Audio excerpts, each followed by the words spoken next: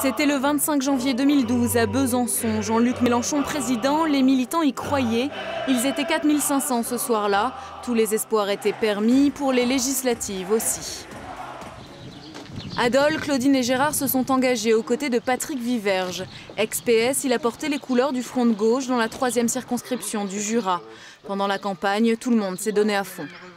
On a vraiment beaucoup bossé, tous, certains jours, d'autres à d'autres jours. On faisait du tractage, on rencontrait les gens, on essayait de convaincre les gens et ça marchait bien. On aura toujours une certaine amertume de ne pas avoir réussi à amener Patrick au 2e tour de ces législatives. Il n'en est pas moins vrai que si l'on compare les résultats faits sur la 3e circonscription et les résultats sur les autres circonscriptions, on peut être fier de ce que l'on a fait. 14,74%, un score en effet supérieur à la moyenne franc-comtoise et nationale. Il n'empêche, après avoir battu le candidat socialiste aux dernières cantonales, Patrick Viverge pensait pouvoir atteindre le second tour. Ça n'est pas le cas. Et selon lui, le comportement de Jean-Luc Mélenchon n'y est peut-être pas étranger.